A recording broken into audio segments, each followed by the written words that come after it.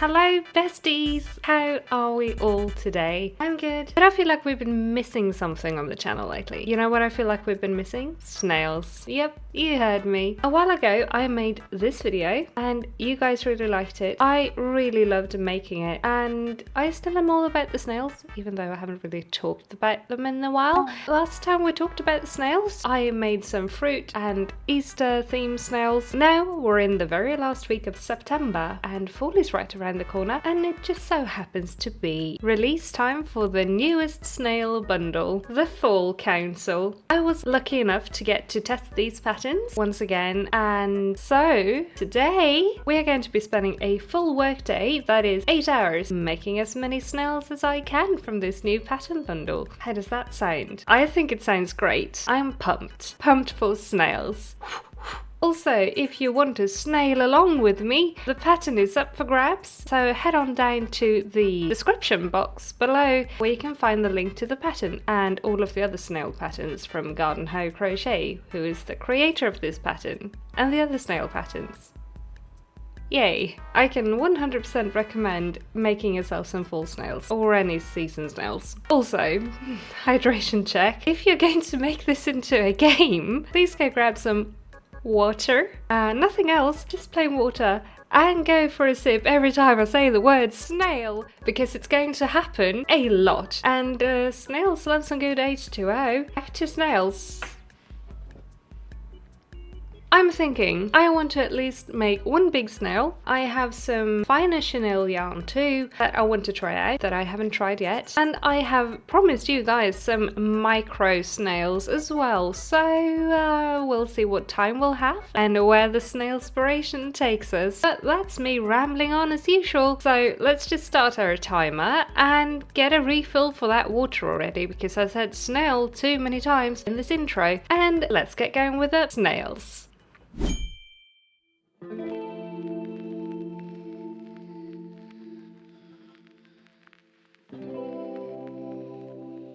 I am going to be a responsible pattern tester and start with a pattern I was assigned for the test. My assigned snail was PumpKen Pie, the pumpkin pie snail. I like to start with making the little snail body, so let's get our white yarn out and do just that.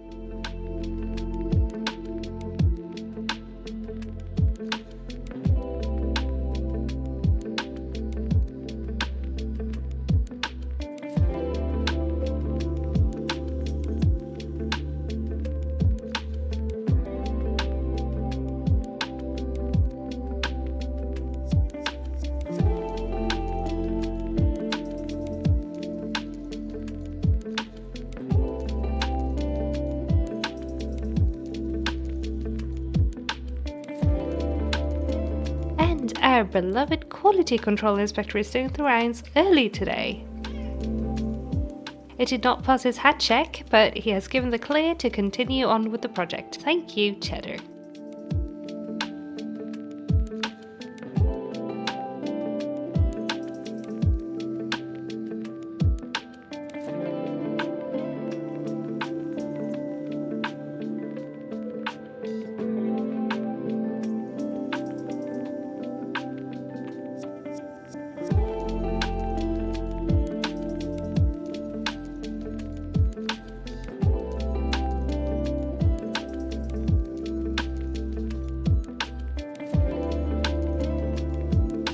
That's the first sluggy done. Now let's start on the pie tin. This has a new to me variation of a single crochet, which gave a really neat and nice result.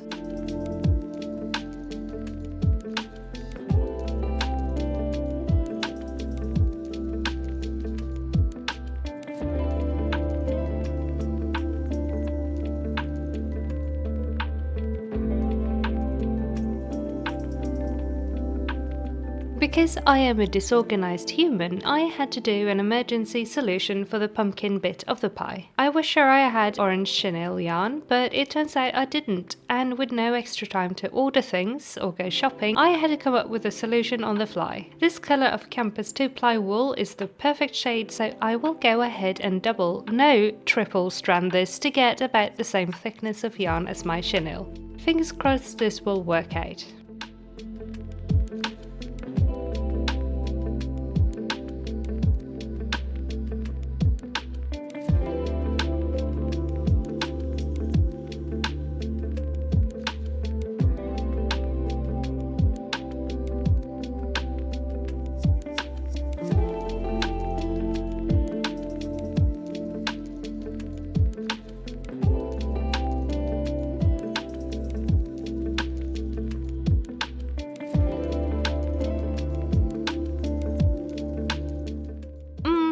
It's not perfect, but it definitely works. And it works with the snail body too.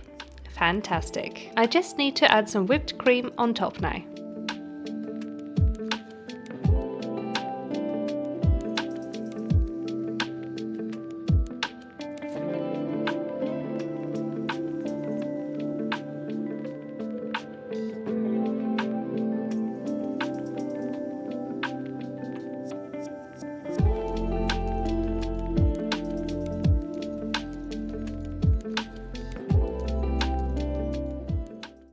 Now, for my next snail, I want to try this DMC Happy Chenille I bought while on vacation. I have been excited to try this. I've never worked with fine chenille before, so this is the perfect opportunity.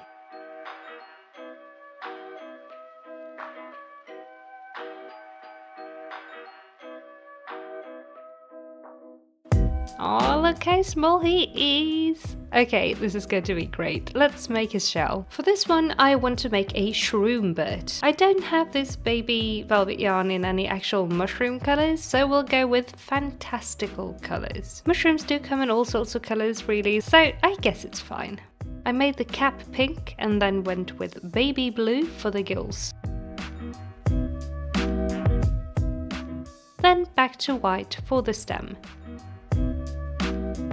Here's where I made a mistake. I stuffed the cap, which made it look more like some sort of lollipop than a mushroom. Luckily, it was easily fixed by just hooking the stuffing with a crochet hook and pulling it out into the stem instead.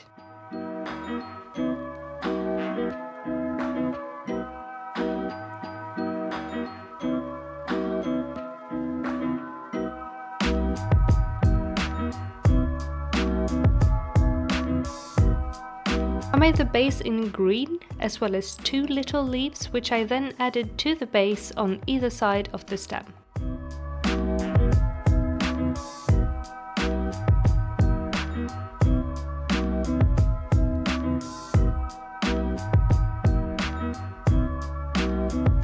I then decided to decorate the cap a little, and made little heart-shaped dots and spots around the mushroom cap. I then sewed the snail together and got right on to making a second small velvet yarn chenille snail. This time I'm using the green for the body, which might be an odd choice, but I had an idea. You'll see. I'm grabbing the white yarn next to make his shell. This one will be Gourdon, the pumpkin snail. I really liked working with this fine velvet yarn, but after a while, as you can see, I had to pop on a thumb brace because working with it did end up hurting my hands quite a bit. It won't stop me from using it in the future. This is an EDS hands problem, not a yarn problem.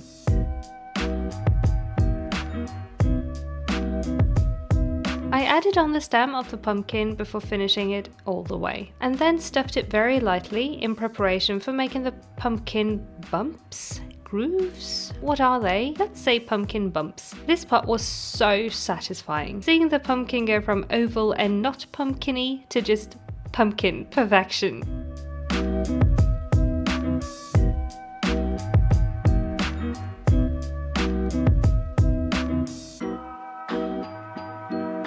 Now let's sew those 2 pieces together as well. There we go, and a little vine to go on the pumpkin has been added as well.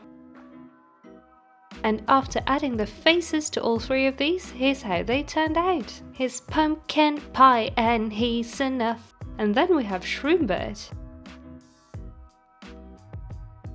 And finally, Franken Gourdon. I can not give him a Halloweeny twist, but we're not done yet, nay nay. We are only halfway through our working time, which means it's time for micro crochet snails. We start by going into my box of embroidery floss, which yes, is a mess, and no, we don't need to point it out. We go into the box to get some suitable colours for the next snails.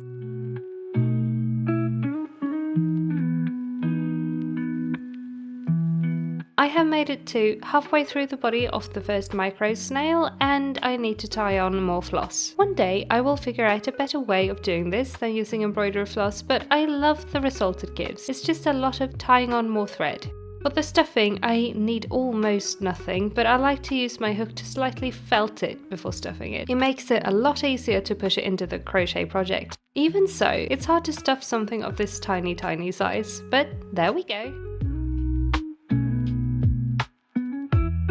And now we have a rare visit from the beige ergonomics counselor. She thinks I need more soft kitty cuddles while working, which yes, I think we all need this to brighten our days, and I think we all need to remember to take breaks from what we're doing. But working around a cat is pretty hard, at least with micro crocheting, so I ended up listening to her and having a little break. I always try to give them a moment when they really ask for cuddles like this.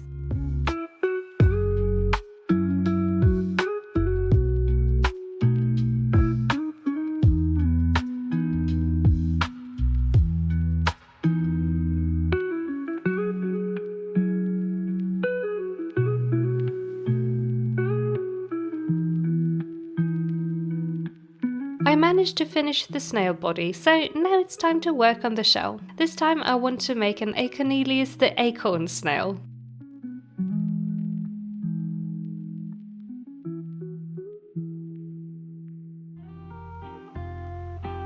After working through a bit of the bottom of the shell, I realised I have just a little too little of the light brown floss, so I will make the acorn 2 rows shorter than the pattern calls for. So let's call it a baby acorn. Baby Acornelius.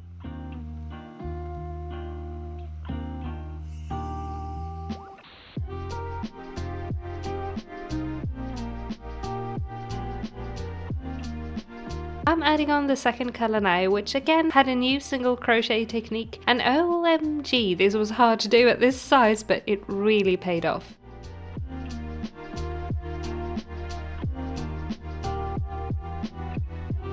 We now have a finished teeny tiny acorn with many ends to weave in, so let me not weave those in right now. Let me get some orange floss out and start on a second snail shell. This is half a cheat, maybe, but in my last project video I did actually make a micro snail body. I filmed it right before I got the notifications from the testing group, and so then and there I decided to put it to the side because OMG, I am making snails next week, and next week is here, so here we are, making snails. Now I am making a second Gourdon, but this time in actual pumpkin colours. Shaping this pumpkin was actually even more fun and satisfying than the bigger Gourdon. This fabric turns out stiffer than the chenille does, so it shapes a whole different way. Like, look at it. Magic.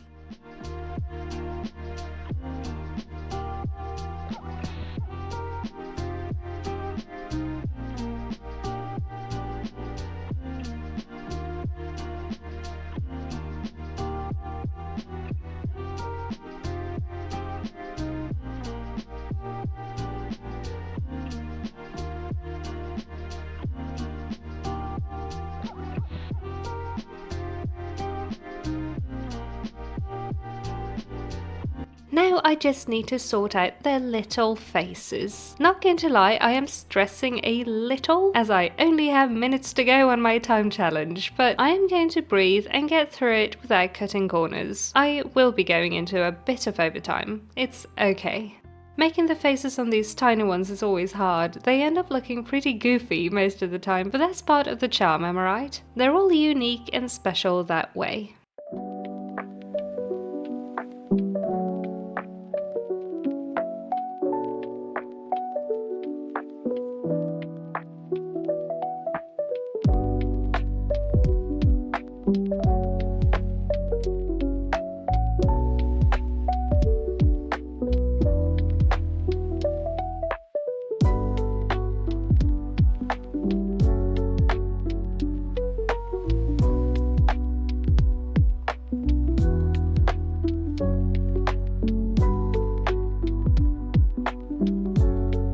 Here they are, 2 teeny tiny snails, all finished and decorated. Acornelius looks so fed up and tired, but oh, I love them. So cute.